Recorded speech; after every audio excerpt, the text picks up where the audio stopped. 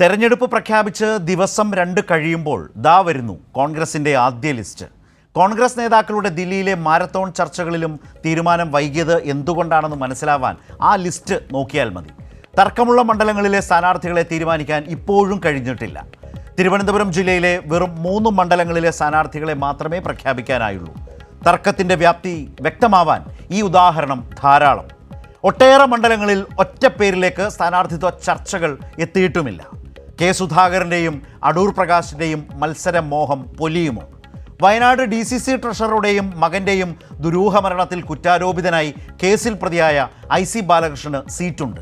List പുറത്തു വരും മുൻപേ പാർട്ടി വിട്ട KPCC നേതാക്കൾ ഉന്നയിച്ച വിമർശനം തെരഞ്ഞെടുപ്പ് കാലത്തും ചർച്ചയാവും. സീറ്റ് മോഹവും അധികാരമോഹവുമായി മറുകണ്ഠം ചാടിയവരെ നേതൃത്വം പുണർന്നപ്പോൾ ഖതറുമിട്ട് കോൺഗ്രസ് ആയി കഴിഞ്ഞവരെ തഴഞ്ഞുള്ള കളികൾക്ക് കാലം കണക്ക് ചോദിക്കുമെന്നാണ് ഓർമ്മിപ്പിക്കുന്നത്. വഴി ചോദിച്ച് പല കോൺഗ്രസ് സ്ഥാനാർത്ഥികളും മണ്ഡലങ്ങളിൽ എത്തും മുൻപേ ഇടതുമുന്നണി സ്ഥാനാർത്ഥികൾ പ്രചാരണത്തിൽ ബഹുദൂരം മുന്നേറിക്കഴിഞ്ഞു. മുഖ്യമന്ത്രി ഗംഭീര റോഡ് ഷോയോടെ ധർമ്മടത്ത് സജീവമായി. കണ്ണൂർ കലാപമെന്ന് കോൺഗ്രസ് അനുകൂല മാധ്യമങ്ങൾ വിശേഷിപ്പിച്ച TK ഗോവിന്ദനെ പുറത്താക്കിയും TK ഗോവിന്ദൻ്റെ തളിപ്പറമ്പ് മോഹം തുറന്നുകാട്ടി വിശദീകരിച്ചും CPIM കരുത്തുകാട്ടി.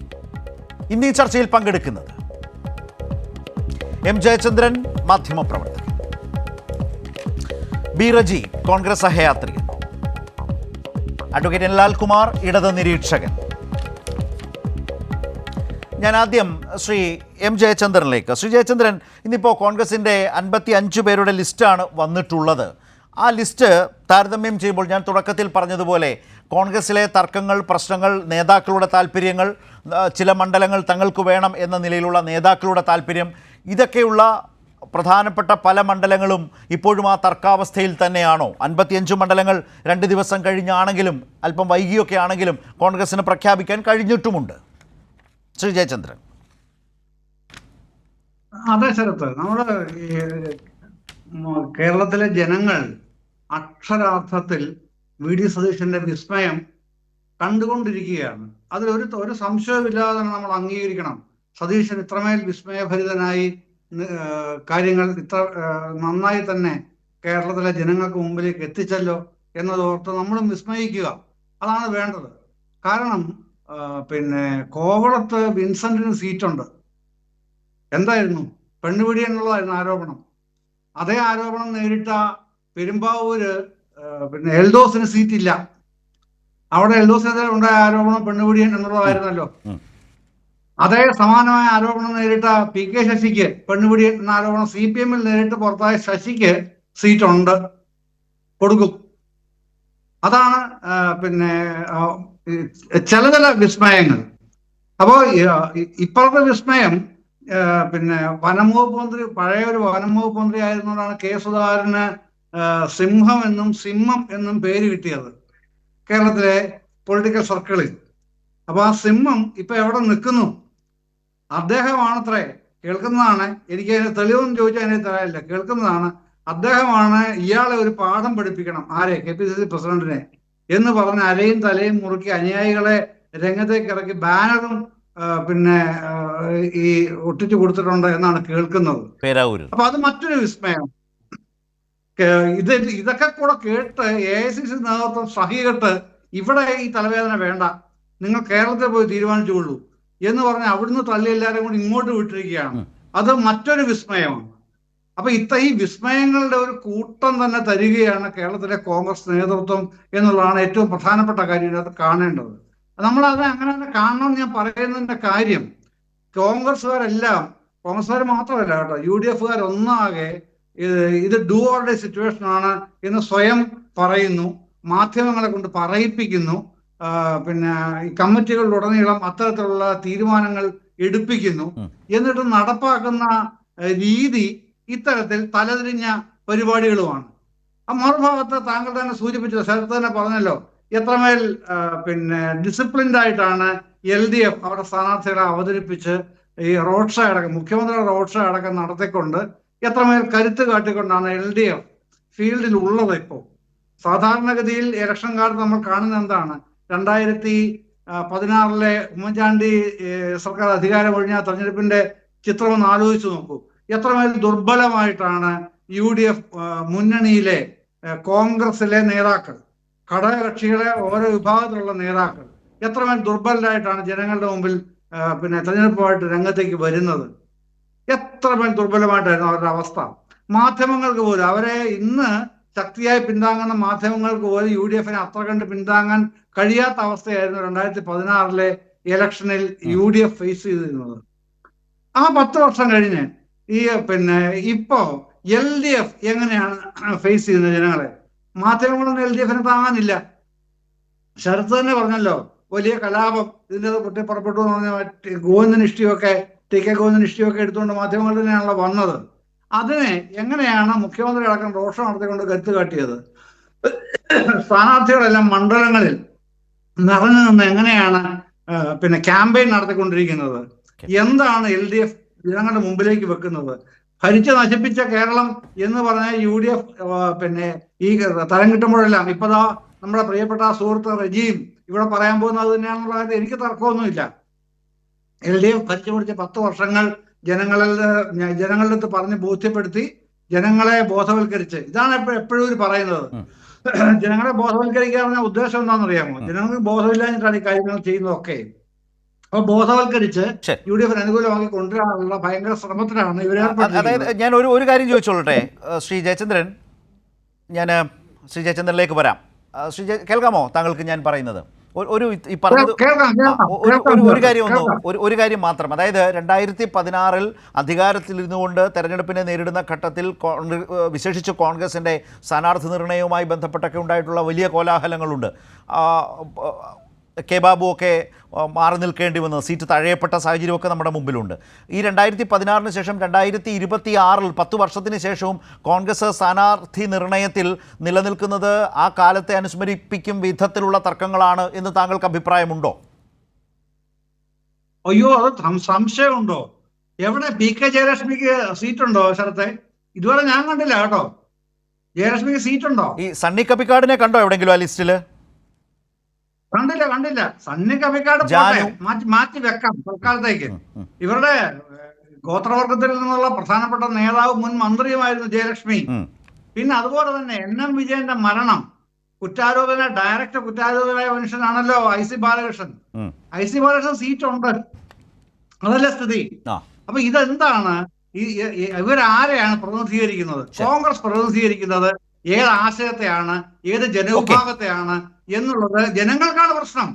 ജനങ്ങളാണ് ആശയക്കുഴപ്പത്തിൽ. അതുകൊണ്ട് തന്നെ ആ ആശയക്കുഴപ്പം അവരിപ്പോ തുടക്കത്തിൽ തന്നെ ആദ്യത്തെ ആഴ്ചയിൽ തന്നെ ആ ആശയക്കുഴപ്പം ജനങ്ങൾ മറികടന്നു കഴിഞ്ഞിട്ടുണ്ട്.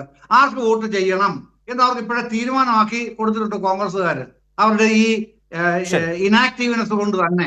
ഞാൻ താങ്കളിലേക്ക് വരാം, ശ്രീ ജയചന്ദ്രൻ വരാം. ശ്രീ റജി, അദ്ദേഹം പറഞ്ഞത് ആകെ ഒരു വിസ്മയ കൂടായി മാറിയിരിക്കുന്നു. ആ വിസ്മയം എന്ന് പറഞ്ഞാൽ എൽദോസിനില്ല, വിൻസെന്റിനുണ്ട്, PK ശശിക്കുണ്ട്. അതുപോലെ പേരാവൂരിൻ്റെ കാര്യത്തിൽ അസ്വസ്ഥനായി കെ സുധാകരൻ നിൽക്കുന്നു. കെ സുധാകരൻ സീറ്റുണ്ടോ എന്ന് ചോദിച്ചാൽ ഇപ്പോഴും ഉറപ്പിച്ച് ഉണ്ടെന്നോ ഇല്ലെന്നോ പറയാൻ കഴിയാത്ത സാഹചര്യം. UDF കൺവീനറായിട്ടുള്ള അടൂർ പ്രകാശ് കോന്നിയിൽ മത്സരിക്കുന്നോ എന്ന് ചോദിച്ചാൽ അദ്ദേഹത്തിന് വലിയ ആഗ്രഹമുണ്ട്, പക്ഷേ സീറ്റ് കൊടുക്കുമോ ഇല്ലയോ എന്ന് പറയാൻ കഴിയുന്നില്ല. MP മാർ മത്സരിക്കേണ്ട എന്ന് ഉറപ്പിച്ചു പറയുന്ന ഒരു പറ്റം നേതാക്കൾ അപ്പുറത്ത് നിൽക്കുന്നു. എന്നാൽ അടൂർ പ്രകാശ് ആഗ്രഹിച്ചതുപോലെ ചിറയൻകീഴ് ദളിത് നേതാക്കളൊക്കെ ശക്തമായി എതിർത്തിട്ടും കോലം കത്തിച്ചിട്ടും ചിറയൻകീഴ് രമ്യ ഹരിദാസിനെ സ്ഥാനാർത്ഥിയാക്കാൻ കഴിഞ്ഞു. തൊട്ടടുത്ത 2 തെരഞ്ഞെടുപ്പുകളിൽ പരാജയപ്പെട്ട സ്ത്രീയാണവർ. പക്ഷേ തിരുവനന്തപുരത്തെ ദളിത് നേതാക്കളെല്ലാം, കോൺഗ്രസുമായി സഹകരിക്കുന്ന ദളിത് നേതാക്കളൊക്കെ ശക്തമായി എതിർത്തിട്ടും പരസ്യമായി എന്ന് പറഞ്ഞിട്ടും അതിന് പുല്ലുവില പോലും കൽപ്പിച്ചിട്ടില്ല. എന്നാൽ ജാനു UDFനൊപ്പം സഹകരിച്ചിട്ട് അവർക്ക് കൊടുത്തിട്ടില്ല. സുൽത്താൻ ബത്തേരി അവർ ചോദിച്ചതാണ്, IC ബാലകൃഷ്ണനെ മാറ്റി നിർത്തി അങ്ങനെ അവർക്ക് സീറ്റ് കൊടുക്കാനുള്ളൊരു മനോഭാവം മുന്നോട്ട് കാണിക്കാൻ കോൺഗ്രസിന് കഴിഞ്ഞിട്ടില്ല. അപ്പോൾ ഇങ്ങനെയൊക്കെയാണ് യഥാർത്ഥത്തിൽ വിസ്മയം അവതരിച്ചിരിക്കുന്നത് എന്നാണ് ശ്രീ ജയചന്ദ്രൻ സൂചിപ്പിച്ചത്. അത് ആ നിലയ്ക്ക് തള്ളിക്കളയേണ്ട കാര്യമൊന്നുമില്ല. ആ നിരീക്ഷണത്തിൽ ഒരുപാട് ഘടകങ്ങളും കാര്യങ്ങളുണ്ട്. 2016 അനുസ്മരിപ്പിക്കുന്നു കോൺഗ്രസ് 2026 എന്നുകൂടിയാണ് അദ്ദേഹം പറഞ്ഞത്. ശ്രീ റജി, നോക്കൂ, ബഹുമാന്യനായ ജയചന്ദ്രൻ സാറ് സൂചിപ്പിച്ച വാക്കുകളിൽ നിന്ന് തന്നെ നമുക്ക് തുടങ്ങാം. അദ്ദേഹം പറയുന്നു ജനങ്ങൾക്ക് ആശയക്കുഴപ്പമുണ്ടെന്ന്. ജയചന്ദ്രൻ സാറേ, ജനങ്ങൾക്ക് ഒരു ആശയക്കുഴപ്പവുമില്ല. കാരണം 2021 ശേഷം കേരളത്തിൽ നടന്ന ഓരോ തെരഞ്ഞെടുപ്പുകളിലും യു ഡി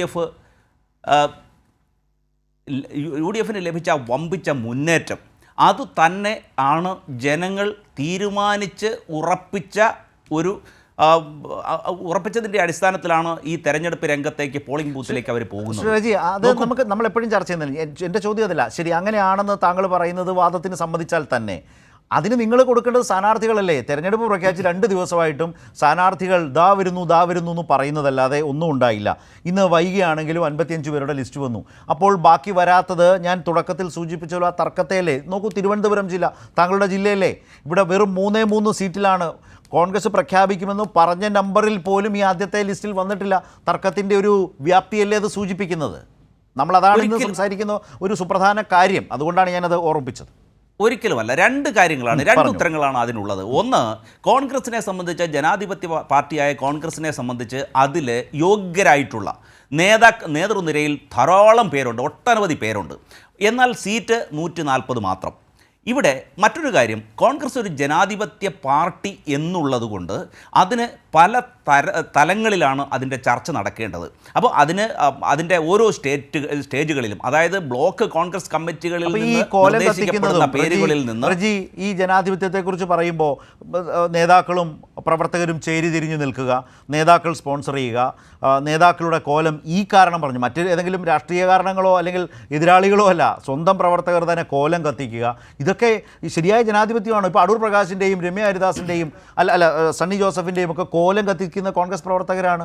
ഈ കോൺഗ്രസ് പാർട്ടി ഓഫീസുകളുടെ മുമ്പിൽ കൊണ്ട് പോസ്റ്റർ ഒട്ടിക്കുന്നത് കോൺഗ്രസിൻ്റെ തന്നെ പ്രവർത്തകരാണ്. ഇപ്പോൾ ശബരിനാഥിനെ അരുവിക്കരയ്ക്ക് വേണ്ട എന്ന് പറയുന്ന പോസ്റ്റർ, അങ്ങനെ ഓരോ സ്ഥലത്തും. ഇപ്പോൾ തിരുവനന്തപുരം സെൻട്രലിലേക്ക് വന്നാൽ CP ജോണിനോ CMPക്കോ കൊടുത്താൽ ഇനി പണിയെടുക്കാൻ വേറെ ആളെ നോക്കിക്കോളൂ എന്ന് കോൺഗ്രസ് പ്രവർത്തകർ പറയുന്ന പോസ്റ്ററും അവരുടെ യോഗങ്ങളും, ഇതൊക്കെയാണോ താങ്കൾ പറയുന്ന ഉദാത്തമായ ജനാധിപത്യം? കോൺഗ്രസ്സിൽ അഭിപ്രായ വ്യത്യാസങ്ങൾ ഉണ്ടെങ്കിൽ അത് പരിഹരിക്കാനുള്ള സംവിധാനമുണ്ട്. ഒരു ജനാധിപത്യ പാർട്ടിയാണ്. പിന്നെ ഈ പോസ്റ്റർ ഒട്ടിക്കുന്നതൊക്കെ യഥാർത്ഥത്തിൽ കോൺഗ്രസ് പ്രവർത്തകരൊന്നുമല്ല. അത് കോൺഗ്രസിൻ്റെ രാഷ്ട്രീയ ശത്രുക്കൾ അതിൻ്റെ പിന്നിൽ പ്രവർത്തിക്കുന്നുണ്ട് എന്നുള്ള വാർത്തകൾ പലപ്പോഴും പുറത്തു വരുന്നുണ്ട്. പിന്നെ കോൺഗ്രസ്സിന് അതിൻ്റേതായിട്ടുള്ള ഇലക്ഷൻ പ്രക്രിയയുടെ അടിസ്ഥാനത്തിലാണ് തീരുമാനമെടുക്കുന്നത്. പിന്നെ അല്പം താമസിക്കുകയോ അല്ലെങ്കിൽ ഏതെങ്കിലും തരത്തിൽ സ്ഥാനാർത്ഥി നിർണയത്തിൽ ഒരു ഡിലേ ഉണ്ടാവുകയോ ചെയ്യുന്നതിൻ്റെ അടിസ്ഥാന കാരണം കേരളത്തിൽ ഇന്ന് സംഭവിച്ചുകൊണ്ടിരിക്കുന്ന വിസ്മയങ്ങളുടെ അടിസ്ഥാനത്തിലാണ്. കാരണം കാസർഗോഡ് മുതൽ പാറശാല വരെ CPMൽ സംഭവിച്ചുകൊണ്ടിരിക്കുന്ന മാലപ്പടക്കം പോലെ പൊട്ടിക്കൊണ്ടിരിക്കുന്ന ആ വിഭാഗീയതയുടെ ആ എതിർ ശബ്ദത്തിൻ്റെ ആ ഒരു ശബ്ദത്തിൻ്റെ ആധിക്യത്തെ അല്ലെങ്കിൽ അതിൻ്റെ തീവ്രതയെ കോൺഗ്രസ്സിന് കണ്ടില്ലെന്ന് നടിക്കാൻ കഴിയില്ല.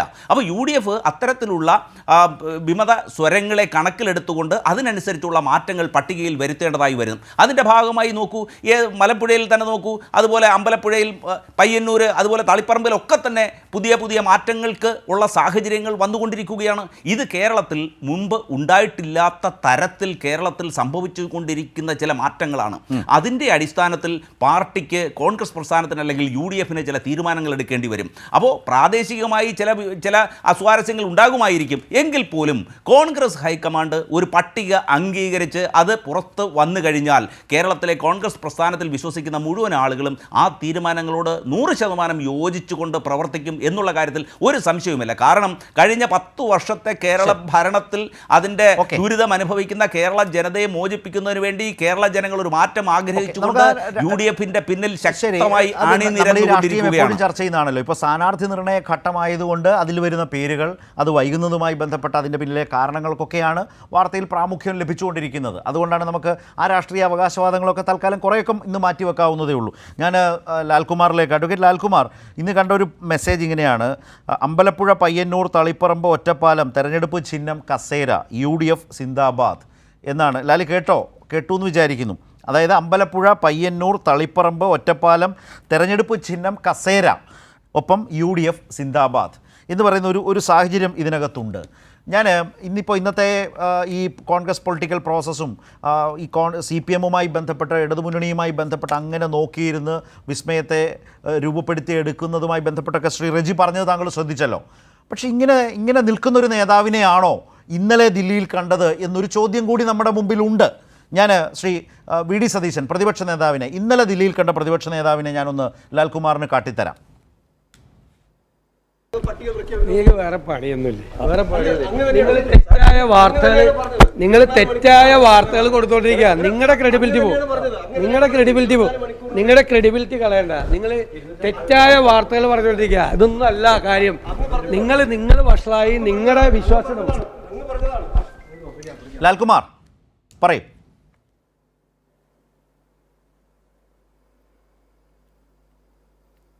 അല്ല, പ്രതിപക്ഷ നേതാവ് പോട്ടെ, ഒരു കാര്യം അംഗീകരിച്ചു. കേരളത്തിലെ മാധ്യമങ്ങൾ അദ്ദേഹത്തിനോടൊപ്പം ഇത്ര ദിവസം നിന്ന ആൾക്കാർ തെറ്റായ വാർത്ത കൊടുക്കും, അങ്ങനൊരു രീതി അവർക്കുണ്ട് എന്ന് സംബന്ധിച്ചതിൽ എനിക്ക് സന്തോഷമുണ്ട്. കാര്യം അവരെക്കുറിച്ച് പറഞ്ഞ് അവർക്ക് കൃത്യമായി ധാരണയുള്ള കാര്യമാണല്ലോ അദ്ദേഹം പുറത്തു പറയുന്നത്.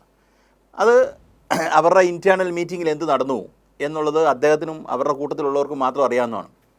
കേരളത്തിലെ ദൃശ്യമാധ്യമ പ്രവർത്തകർ UDF വേണ്ടി മാത്രം പണിയെടുക്കുന്ന, അല്ലെങ്കിൽ CPIM ഈ പറയുന്ന സംസ്ഥാനത്ത് നിന്ന് എങ്ങനെയും പുറത്തു പോകണം എന്ന് ആഗ്രഹിക്കുന്ന മാധ്യമപ്രവർത്തകർ സതീശനെ താലോലിച്ച് ഈ പറയുന്ന മാമുണ്ണിച്ച് നടന്നുകൊണ്ടിരിക്കുന്ന മാധ്യമപ്രവർത്തകർക്കെതിരെ സതീശൻ പ്രതികരിക്കുന്ന കാണുമ്പോൾ ഒരു രസമൊക്കെ ഉണ്ട്. പക്ഷേ നമുക്കറിയാൻ പറ്റുന്ന കുറച്ച് കാര്യങ്ങൾ വേണേൽ പറയാം. അവർ ഇൻറ്റേർണൽ മീറ്റിങ്ങിന് നമ്മൾ കേട്ടിട്ടില്ല എങ്കിലും നമ്മൾ ഔട്ടർ സോഴ്സിൽ നിന്ന് നമുക്ക് വളരെ എക്സ്പ്ലിസിറ്റായിട്ട് നമ്മുടെ കണ്ടൻറ്റ് നമ്മുടെ കയ്യിൽ ഇരിക്കുന്ന കുറേ കാര്യങ്ങൾ പറയാം. ഇന്ന് ഡൽഹിയിൽ സുധാകരൻ ഇറങ്ങിയപ്പോൾ സുധാകരൻ ആദ്യം പറഞ്ഞ സ്റ്റേറ്റ്മെൻറ്റ്, എന്നെ ആരും വിളിച്ചിട്ടില്ല, എനിക്ക് ആരും അറിയത്തില്ല എന്നാണ്. എനിക്കൊരു നിലയും ഇതാണ് കഴിഞ്ഞ ദിവസത്തെ വാർത്ത. എന്താണ്? സുധാകരനെ ക്ഷണിക്കുന്നു, സുധാകരനുമായിട്ട്. അതെ, നോക്കൂ, ഇത് പറയുന്നത് മുൻ KPCC പ്രസിഡന്റിനെ കുറിച്ചാണ് നമ്മൾ ഈ പറയുന്നത്. ആ KPCC പ്രസിഡന്റിന് ഒരു പ്രത്യേകതയുണ്ട്. എന്താണ്? സുധാകരനെ വിളിക്കൂ, കോൺഗ്രസിനെ രക്ഷിക്കൂ എന്ന് പറയുന്ന ഒരു സ്ലോഗൻ. അത് ഇതുവരെ ഇതിനു മുമ്പ് കോൺഗ്രസുമായി ബന്ധപ്പെട്ട് വന്നിട്ടേയില്ല. രാഹുൽ ഗാന്ധിയെ വിളിക്കൂ, കോൺഗ്രസിനെ രക്ഷിക്കൂ എന്നൊരു സ്റ്റേറ്റ്മെൻറ്റ് ഞാനിതുവരെ കേട്ടിട്ടില്ല. സിമിലർലി വേറെ ആരെക്കുറിച്ചും അങ്ങനെ കേട്ടിട്ടില്ല. സുധാകരനെ വിളിക്കൂ, കോൺഗ്രസിനെ രക്ഷിക്കൂ. ആ സുധാകരനെ വിളിച്ചപ്പോൾ തന്നെ നമ്മൾ പറഞ്ഞാണ് സംഭവം കുഴയും. അത് അന്ന് നമ്മൾ പറഞ്ഞാണ്. അത് പോട്ടെ, ആ കാലം കഴിഞ്ഞു. അത് കഴിഞ്ഞ് മറ്റൊരു അധ്യക്ഷൻ വരുന്നു. ഇപ്പം സുധാകരനെ പിടിച്ചു കെട്ടാൻ ഇവർക്ക് പറ്റുന്നില്ല എന്നുള്ളത് വളരെ വ്യക്തമായ കാര്യമല്ലേ? കണ്ണൂരെ സ്ഥാനാർത്ഥിത്വവുമായി ബന്ധപ്പെട്ട് നോക്കൂ, ഇപ്പോൾ പറഞ്ഞൊരു കാര്യം എന്താ? കോൺഗ്രസിന് ജനാധിപത്യമുണ്ട്, അച്ചടക്കമുണ്ട്. റെജി അതൊക്കെ പറയട്ടെ. റെജിക്ക് he's entitled to say all those things. Whether we should by that point something different. എന്താ പ്രശ്നം ഇവിടെ? റിജിൽ മാക്കുറ്റി അവിടെ മത്സരിക്കുമെന്നായിരുന്നു ആദ്യം കരുതിയിരുന്നത്. റിജിൽ മാക്കുറ്റി തന്നെ പുറത്തു വന്ന് പറയുന്നത് സുധാകരന് സീറ്റ് കൊടുക്കണം, സുധാകരൻ്റെ ആഗ്രഹം സാധിക്കണമെന്നാണ്. അപ്പോൾ ചുരുക്കത്തിൽ പറഞ്ഞാൽ കോൺഗ്രസ് എന്താണോ പറയാൻ ആഗ്രഹിക്കുന്നത്, കോൺഗ്രസിൻ്റെ AICC എന്താണോ പറയാൻ ആഗ്രഹിക്കുന്നത്, അതിൽ വ്യത്യസ്തമായി പൊതുവെ പ്രതികരിക്കാൻ, മാധ്യമങ്ങളോട് പരസ്യമായി പ്രതികരിക്കാൻ ശക്തരായി നിൽക്കുന്ന ഒരു യുവ നിരയും സുധാകരൻ തന്നെയും മുന്നിറങ്ങി നിൽക്കുന്ന ഒരു സിറ്റുവേഷനെ കുറിച്ചാണ് നമ്മൾ സംസാരിച്ചുകൊണ്ടിരിക്കുന്നത്. അത് വളരെ എവിഡൻ്റായിട്ട് വന്നൊരു കാര്യമാണ്. അതുപോലെ തന്നെ നമ്മൾ മനസ്സിലാക്കേണ്ട മറ്റൊരു കാര്യമുണ്ട്. നോക്കൂ, കോന്നി സീറ്റും വർക്കല സീറ്റും ഒഴിച്ചിട്ടിരിക്കുക. മനസ്സിലാക്കേണ്ട ഒരു കാര്യമാണ്. കോന്നി സീറ്റും വർക്കല സീറ്റും ഒഴിച്ചിട്ടിരിക്കുകയാണ്. എന്തിനാണ് ഒഴിച്ചിട്ടേക്കുന്നതെന്ന് ഞാൻ കൂടുതൽ വിശദീകരിക്കേണ്ട കാര്യമില്ലല്ലോ. ഇത് കോന്നി സീറ്റിൽ അടൂർ പ്രകാശ് വരും എന്നൊരു വാദം കുറച്ച് ദിവസങ്ങൾക്ക് മുമ്പ് തന്നെ വന്നുകൊണ്ടിരുന്നൊരു കാര്യമാണ്. അടൂർ പ്രകാശിന് കേരളത്തിലേക്ക് വരണം.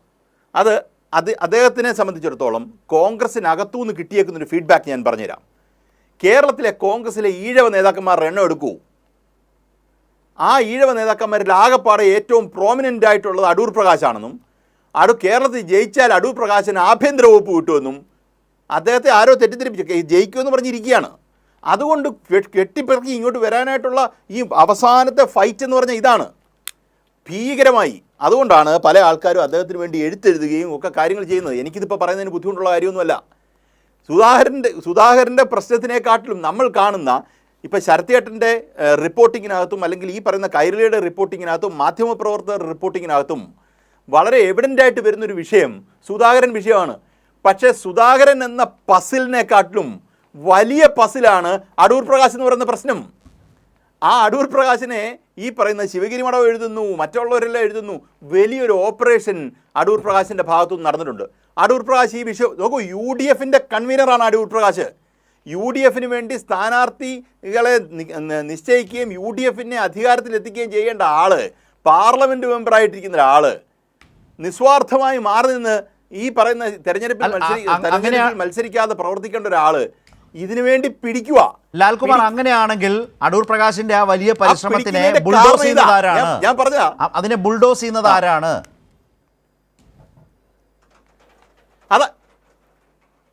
ഈ പ്രശ്നം അതാണ്.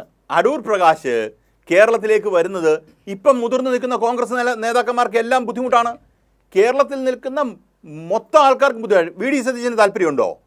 രമേശ് ചെന്നിത്തലയ്ക്ക് താല്പര്യമുണ്ടോ? അടൂർ പ്രകാശ് പഴയ ഐ ഗ്രൂപ്പാ. രമേശ് ചെന്നിത്തലയും ഈ പറയുന്ന വി ഡി സതീശനെക്കാട്ടിലും വേണമെങ്കിൽ റാങ്ക് ആൻഡ് ഫയലിൽ അത്രത്തോളം അടുത്ത് നിൽക്കുന്ന ആൾക്കാരിൽ ഒരാളാണ് അടൂർ പ്രകാശ്. അടൂർ പ്രകാശ് കേരളത്തിലോട്ട് വന്നു കഴിഞ്ഞാൽ അദ്ദേഹം പല കാര്യങ്ങളും ജയിച്ചാൽ ക്ലെയിം ചെയ്യും. ജയിക്കത്തില്ല, അത് പോട്ടെ. കേരളത്തിൽ കോൺഗ്രസ് ഇപ്പോഴത്തെ സ്ഥിതി ജയിക്കാൻ പോകുന്നില്ല, അത് വേറൊരു വിഷയമാണ്. പക്ഷേ ഇവർ ജയിക്കുമെന്ന് പ്രതീക്ഷിച്ചുകൊണ്ട് നടത്തുന്ന ഒരു തീരുമാനം കൊണ്ടുള്ള പ്ലാൻ, ആ പ്ലാനും പദ്ധതിയുടെയും പ്രശ്നമാണിത്. ഇത് നമ്മൾ തുറന്നു പറയും, ജനങ്ങളിലേക്ക് എത്തിക്കേണ്ട ഒരു ആവശ്യമുണ്ടെന്നാണ് പറഞ്ഞത്. അധികാര ദുർമോഹത്തിൻ്റെ റിഫ്ലക്ഷനാണ് ഈ സീറ്റുകളുടെ നിർണയത്തിൽ കാണുന്നത്. എനിക്കതിനകത്ത് ഒരു സംശയമില്ല. റെജി എത്ര നേരം വേണമെങ്കിൽ സംസാരിച്ചോട്ടെ, ഞാൻ തിരിച്ച് സംസാരിക്കാൻ തയ്യാറാണ്. ഇതാ പറഞ്ഞേ, നമ്മുടെ മുന്നിൽ നിൽക്കുന്ന പ്രശ്നം കേരളത്തിലെ മാധ്യമങ്ങൾ സുധാകരൻ പ്രശ്നം, ഈ പ്രശ്നം, സുധാകരൻ പ്രശ്നവും കത്തിച്ച് നിർത്തുന്നതിൽ അടൂർ പ്രകാശിന് വലിയൊരു റോൾ ഉണ്ടെന്നാണ് ഞാൻ വിചാരിക്കുന്നത്. കാര്യം സുധാകരനിൽ കൂടെ യഥാർത്ഥത്തിൽ പണിയെടുക്കുന്നത് അടൂർ പ്രകാശാണ്. അടൂർ പ്രകാശിന് കേരളത്തിലേക്ക് വരണം. ശരി, അത് വളരെ കൃത്യമല്ലേ അത്? ഇതാണ് കോൺഗ്രസ് നേരിട്ട്. അപ്പം ശരത്തേട്ടൻ വിചാരിക്കുന്നത് പോലെ, നമ്മൾ ആൾക്കാർ കാണുന്നവർ വിചാരിക്കുന്ന പോലെ സുധാകരൻ പ്രശ്നം അവസാനിച്ചാൽ സുധാകരൻ മത്സരിക്കണ്ട എന്ന് തീരുമാനിക്കുന്നു, പാർലമെന്റ് മെമ്പർമാർ ആരും മത്സരിക്കണ്ട എന്ന് AICC തീരുമാനിക്കുന്നതിന് കാര്യം യഥാർത്ഥത്തിൽ സുധാകരനെ വെട്ടാനല്ല, അടൂർ പ്രകാശിനെ വെട്ടാനാണ്. മനസ്സിലായി. ലാല് പറഞ്ഞ നിരീക്ഷണത്തോട് ഏറെക്കുറെ യോജിക്കുന്നയാളാണ് ഞാൻ. ഈ വാർത്തയുമായി ബന്ധപ്പെട്ട് സംസാരിക്കുമ്പോഴൊക്കെ ഈ കോണ്ടെക്സ്റ്റിൽ കെ സുധാകരനേക്കാൾ പ്രാധാന്യത്തോടെ കാണുന്നത് അടൂർ പ്രകാശിനെ തന്നെയാണ്. അടൂർ പ്രകാശിൻ്റെ വലിയ എഫർട്ട് ഇതിന് പിന്നിലുണ്ട്. അത് എവിടെ എത്തി നിൽക്കും? അതിൽ അടൂർ പ്രകാശ് വിജയിക്കുമോ അതോ അടൂർ പ്രകാശിനെ പരാജയപ്പെടുത്തുമോ എന്നത് തന്നെയാണ് ഞാൻ തുടക്കത്തിൽ പറഞ്ഞതിൽ കെ സുധാകരൻ എന്നല്ല, അടൂർ പ്രകാശിൻ്റെയും അല്ലെങ്കിൽ കെ സുധാകരൻ്റെ അടൂർ പ്രകാശിൻ്റെയും മത്സരമോഹം പൊലിയുമോ എന്നാണ് ഞാൻ ചോദിച്ചത്. യെസ് ലാൽ, കൂട്ടിച്ചേർക്കാനുണ്ടോ? അല്ല, ഞാൻ ശരത്തേട്ടൻ എന്നൊരു പേര് ഉപയോഗിച്ചത് രീതിയിലാണ് ഞാൻ പറഞ്ഞത്. കേരളത്തിലെ മാധ്യമങ്ങൾ ചർച്ച ചെയ്യുന്നത് യഥാർത്ഥത്തിൽ ഒരു പാർട്ട് മാത്രമാണെന്നാണ് ഞാൻ. അല്ല, എനിക്ക് മനസ്സിലായി. ഇതിനകത്തെ പ്രശ്നം എന്താ, എന്തിന്റെ കോൺസിക്വൻസ് അല്ലെങ്കിൽ റിപ്പിൾ ഇഫക്റ്റ് ഞാൻ പറഞ്ഞുതരാം. ഇതിന്റെ റിപ്പിൾ ഇഫക്റ്റ്, ഇപ്പൊ ഇവര് കടിച്ചു പിടിച്ച് തീരുമാനം എടുക്കും ഇങ്ങോട്ട് വരണ്ടാന്ന്. ഇതിനകത്ത് വേറൊരു പ്രശ്നം കൂടെ ഉണ്ട്. ഈ വരണ്ടാന്ന് തീരുമാനിക്കുന്നതിൽ കഴിഞ്ഞ ആഴ്ച ഒരു തീരുമാനം വാർത്താമാധ്യമ പ്രവർത്തകർ റിപ്പോർട്ട് ചെയ്തൊരു കാര്യമാണ്. ആലപ്പുഴയിൽ ഈ പറയുന്ന KC വേണുഗോപാൽ മത്സരിക്കുന്നു. KC വേണുഗോപാൽ മത്സരിച്ചാൽ ഈ പറയുന്ന എല്ലാവരുടെയും ക്ലെയിം പോയി കഴിഞ്ഞു. എൻ്റെ ഓർമ്മ ശരിയാണെങ്കിൽ കഴിഞ്ഞ തെരഞ്ഞെടുപ്പ് കാലത്ത് AICC എന്ന് പറഞ്ഞാൽ KC വേണുഗോപാലാണ്, അദ്ദേഹത്തിൻ്റെ താല്പര്യങ്ങൾ സംരക്ഷിക്കപ്പെടുകയാണ് എന്ന് PG സുരേഷ് കുമാറിന്, ഏഷ്യാനെറ്റിലെ PG സുരേഷ് കുമാറിന് കൊടുത്ത ബൈറ്റിൽ കൃത്യമായി കെ സുധാകരൻ പറയുന്നുണ്ട്. ഇരിക്കൂർ പേരാവൂർ സീറ്റുമായിട്ട് ബന്ധപ്പെട്ട വിഷയത്തിൽ. അപ്പം ഈ കാര്യങ്ങൾ പൂർണ്ണമായും തീരുമാനിക്കുന്നത് KC വേണുഗോപാലാണ്. KC വേണുഗോപാൽ വരാതിരിക്കാനുള്ള സാധനമുണ്ട്. അതുകൊണ്ടാണ് അടുത്ത റൗണ്ട് ആരും മത്സരിക്കണ്ട എന്ന് പറഞ്ഞ അടുത്ത വെപ്പ് പ്ലാങ്ക് അതാണ്. നമ്മൾ ചെറുതായി കാണരുത്. ഇതിന്റെ കോൺസിക്വൻസ് കൂടെ ഞാൻ പറഞ്ഞ് അവസാനിപ്പിക്കുക. അതാകുമ്പോൾ ഈ സ്ട്രെച്ചിൽ അങ്ങ് തീരും. ഇവർ തമ്മിൽ തല്ലി കാലുവാരും, ഒരു സംശയവുമില്ല. എനിക്ക് 100% ഉറപ്പാണ്, ഇവർ പരസ്പരം കാലുവാരും. ഇത് കണ്ട് ജനം മടുക്കും. കോൺഗ്രസിന് നോക്കൂ, വളരെ കുറച്ച് ദിവസം മാത്രമേ ഉള്ളൂ തെരഞ്ഞെടുപ്പിലേക്ക് പോകാമെന്ന് KC വേണുഗോപാൽ പറഞ്ഞിരിക്കുന്നു.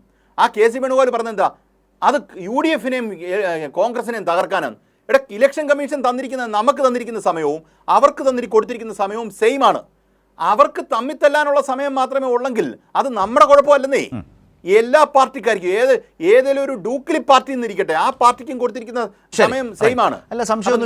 സംഘടന നിങ്ങൾക്ക് ഈ പറയുന്ന സ്ട്രക്ചേർഡ് ആയിട്ട് വർക്ക് ചെയ്യാൻ പറ്റുന്ന ഒരു സാഹചര്യം ഇല്ലെങ്കിൽ പോയി കയ്യിൽ നിന്ന്. അപ്പൊ ചുരുക്കത്തിൽ പറഞ്ഞാൽ നിങ്ങൾക്ക് ജനം വോട്ട് ചെയ്യാത്തൊരവസ്ഥയിലേക്ക് നിങ്ങൾക്ക് വോട്ട് ചെയ്താൽ 140 സീറ്റ് മാന്യമായി വീതിക്കാൻ പറ്റാത്തവർ നിങ്ങൾ ഭരിക്കേണ്ടെന്ന് തീരുമാനിക്കും. അല്ല, ഈ പറയുമ്പോൾ രണ്ട് സാഹചര്യങ്ങളുണ്ട്. ഒന്ന്, 2011-16 അധികാരം കിട്ടിയ UDF തമ്മിലടിച്ച് കേരളത്തിൻ്റെ മുന്നേറ്റത്തെ തടസ്സപ്പെടുത്തി എന്ന് പറയുന്ന വളരെ പ്രധാനപ്പെട്ട ഒരു രാഷ്ട്രീയ നിരീക്ഷണവും വിമർശനവും ഇടതുമുന്നണി തുടർച്ചയായി മുന്നോട്ട് വെച്ചിട്ടുണ്ട്. അധികാരത്തിലിരുന്ന് കേരളത്തിൻ്റെ മാറ്റത്തെ കാട്ടിക്കൊണ്ടാണ് ഇടതുമുന്നണി അത്തരം വിമർശനം ഉന്നയിച്ചിട്ടുള്ളത്. അത് വളരെ പ്രസക്തമാവുന്ന കാലം. തെരഞ്ഞെടുപ്പ് കാലത്ത് സ്ഥാനാർത്ഥി നിർണയത്തിൽ പോലും സാഹചര്യത്തിനനുസരിച്ച് പ്രവർത്തിക്കാൻ കഴിയുന്നില്ല എന്ന പ്രശ്നം ശ്രീ ജയചന്ദ്രൻ കോൺഗ്രസ് സ്വയം സമ്മതിക്കുകയാണോ? അതായത് ഇപ്പോൾ ലാല് പറഞ്ഞ വിഷയം ഞാൻ താങ്കളോട് ചോദിക്കാൻ വന്നപ്പോഴാണ് ലാൽ ആ കോണ്ടെക്സ്റ്റിൽ അത് എടുത്തിട്ടത്. ഏറ്റവും കുറഞ്ഞ സമയമേ ഈ പ്രചാരണത്തിനും ഈ തെരഞ്ഞെടുപ്പിനും ഉള്ളൂ എന്നുള്ളത് യാഥാർത്ഥ്യമാണ്. കെ സി വേണുഗോപാൽ തന്നെ അത് സമ്മതിക്കുന്നു, പറയുന്നു അത് കോൺഗ്രസ്സിന് വലിയ ബുദ്ധിമുട്ടുണ്ടാക്കുന്നു എന്ന് അഡ്മിറ്റ് ചെയ്യുമ്പോഴും അതിനനുസരിച്ച് സ്ഥാനാർത്ഥികളെ വേഗത്തിൽ തീരുമാനിച്ച് ജനങ്ങളെ അറിയിച്ച് അവരെ പ്രവർത്തന രംഗത്തേക്ക് ഇറക്കാൻ കഴിയാത്തത് ഒരു വലിയ പോരായ്മയല്ലേ? ആ പോരായ്മ വെളിവാക്കുന്ന കാര്യങ്ങൾ എന്തൊക്കെയാണ്? എന്തുകൊണ്ട് സംഭവിക്കുന്നില്ല എന്ന് വെച്ചാൽ തർക്കമുണ്ട് എന്നുള്ളതാണ്. അല്ലെങ്കിൽ ഒറ്റ ലിസ്റ്റോടുകൂടി എല്ലാ സ്ഥാനാർത്ഥികളെയും പ്രഖ്യാപിക്കാം. ആ ലിസ്റ്റ് അങ്ങനെ ഒറ്റ ലിസ്റ്റായി വരുന്നില്ല. അതിൽ തന്നെയും തർക്കമുള്ള ഒരുപാട് സീറ്റുകൾ മാറ്റിവെച്ചിരിക്കുന്നു. അപ്പോൾ സാഹചര്യത്തിനനുസരിച്ച് പോലും അവർക്ക് സ്ഥാനാർത്ഥികളെ പ്രഖ്യാപിക്കാൻ ജനങ്ങൾക്ക് മുമ്പിൽ കഴിയുന്നില്ല എന്ന് വന്നാൽ അത് വളരെ ഗൗരവമായ ഒരു രാഷ്ട്രീയ പ്രശ്നമാണോ? ഇതില് ചില കാര്യങ്ങളുണ്ട്, അത് നമുക്കൊന്ന് നോക്കി പോകാവുന്നതാണ് സ്വാഭാവികമായിട്ടും. എന്തൊക്കെയാ? ഞാൻ നേരത്തെ തന്നെ കൈരളിയുടെ ചർച്ചയിൽ തന്നെയാണ് പറഞ്ഞിട്ടുള്ളത്. ആദ്യം 1.5 കൊല്ലം മുൻപ് മുതൽ ഞാൻ പറഞ്ഞു തുടങ്ങിയിട്ടുള്ളതാണ്. ഇപ്പോഴും ഞാൻ പറഞ്ഞുകൊണ്ടിരിക്കുന്ന ഒരു കാര്യമാണ്. UDF അടുത്ത തെരഞ്ഞെടുപ്പിൽ ഭൂരിപക്ഷം കിട്ടിയാൽ കേരളത്തിൽ മുഖ്യമന്ത്രിയാവുക KC വേണുഗോപാലായിരിക്കും. അതിന് അദ്ദേഹം മത്സരിക്കാൻ പോകുന്നതേയില്ല. ചെയ്യാൻ പോകുന്നത് അദ്ദേഹം അവിടുന്ന് ഫ്ലൈറ്റ് ചാർട്ട് ചെയ്ത് കേരളത്തിൽ ഒരു മുഖ്യമന്ത്രിയാകും. KC വേണുഗോപാൽ കഴിച്ചാൽ ഏത് MLA കൊണ്ടും രാജിവെപ്പിക്കാം, അത് പ്രശ്നമേ അല്ല. ഇത് മനസ്സിലുണ്ട്, നേതാക്കന്മാരുടെ എല്ലാം മനസ്സിലുണ്ട്. അപ്പോൾ വിവിധ നേതാക്കന്മാർ മുഖ്യമന്ത്രിയാകാനുള്ള ഉടുപ്പ് തുന്നിക്കൊണ്ട് എത്രയോ കാലമായിട്ട് നടക്കുകയാണ്. അതിലേറ്റവും മുൻപിലാണ് പ്രതിപക്ഷ നേതാവ് VD സതീശൻ. കാരണം 5 വർഷം പ്രതിപക്ഷത്തെ നയിച്ചു എന്ന ക്ലെയിമാണ് അദ്ദേഹത്തിനുള്ളത്. അതുകൊണ്ട് വലിയ മെജോറിറ്റി കിട്ടിയാൽ, ഈ LDF-നേക്കാൾ വലിയ മെജോറിറ്റി കിട്ടിയാൽ KC വേണുഗോപാലിനുൾപ്പെടെ ഒന്നും പറയാൻ പറ്റില്ല. മുഖ്യമന്ത്രി കുപ്പായം സതീശന് കൊടുക്കേണ്ടി വരും. അപ്പൊ വലിയ മെജോറിറ്റി അല്ല, ചെറിയ മെജോറിറ്റി ആണെങ്കിൽ ഹൈക്കമാൻഡിന് തീരുമാനിക്കാന്നുള്ള നിലയിലേക്ക് കാര്യങ്ങൾ മാറുകയും ചെയ്യും. അപ്പൊ അതുപോലെ തന്നെ കെ സുധാകരൻ അല്ല, അവിടെയും ഒരു പ്രശ്നമില്ലേ ശ്രീ ജയചന്ദ്രൻ? അവിടെയും ഒരു പ്രശ്നമില്ലേ? കാരണം അവിടം വരെ കാത്തു നിൽക്കുമോ? ഇപ്പോൾ ഈ സ്ഥാനാർത്ഥി നിർണയത്തിൻ്റെ ലിസ്റ്റ് വരുമ്പോൾ ആകെ നോക്കൂ, ഇതിലേത് നേതാവിനായിരിക്കും കൂടുതൽ സ്ഥാനാർത്ഥികളെ കിട്ടിയിട്ടുണ്ടാവുക? നിശ്ചയമായും അത് KC വേണുഗോപാലിനാവാനല്ലേ സാധ്യത. അതിൽ ഒരുപക്ഷെ വളരെ പിന്നിൽ പോകേണ്ടി വരുന്ന ഒരാൾ രമേശ് ചെന്നിത്തലയാവില്ലേ? KC വേണുഗോപാലിനൊപ്പം നിൽക്കുന്നവർക്കായിരിക്കില്ലേ കൂടുതൽ സ്ഥാനാർത്ഥിത്വം കിട്ടാനിടയുള്ളത്? അപ്പോൾ അതായത് കോൺഗ്രസ് പാർലമെൻ്ററി പാർട്ടിയിൽ തന്നെ പിടിമുറുക്കുക എന്നുള്ളതിൻ്റെ പണികൾ ഇപ്പോഴേ തുടങ്ങി കാണുമല്ലോ. അപ്പോൾ MP ആയി ഇപ്പോൾ KC വേണുഗോപാൽ മത്സരിക്കേണ്ട കാര്യമൊന്നുമില്ല, മറ്റുള്ളവർക്കാണ് ഇപ്പോൾ മത്സരിക്കണം എന്നുള്ള ആവശ്യം. താങ്കൾ പറഞ്ഞല്ലോ KC വേണുഗോപാലിന് അതിൻ്റെ ആവശ്യമില്ല, പക്ഷേ കോൺഗ്രസ് പാർലമെൻ്ററി പാർട്ടിയിൽ ഭൂരിപക്ഷം ഉണ്ടാക്കിയാൽ മതി. അതിന് സ്ഥാനാർത്ഥികളെ പരമാവധി തൻ്റെ ആളുകളെ മത്സരിപ്പിക്കുക, അത് സംഭവിക്കാനിടയുണ്ടല്ലോ. അല്ല, ഇത് ഈ ടാക്ടിക്കൽ ലൈൻ KC വേണുഗോപാൽ നേരത്തെ ഒന്ന് പരീക്ഷിച്ച് നോക്കിയതാണ് ശരത്തെ. 2021 തെരഞ്ഞെടുപ്പ് ഒന്ന് ആലോചിച്ച് നോക്കിയാൽ മതി. 52 പേരെയാണ് തലമുറ മാറ്റം എന്ന പേരിൽ മത്സരിപ്പിച്ചത് KPCC പുതുമുഖങ്ങളെ, ഓർക്കുന്നില്ലേ? 52 പേരെ. അതിൽ ജയിച്ചത് ഒരു നമ്മുടെ മാത്യു കുഴൽനാടനും പിന്നെ അവിടുത്തെ കണ്ണൂരിലെ സണ്ണി ജോസഫ് അല്ല, മറ്റേ ജോസഫ് ഇല്ലേ, വേറെ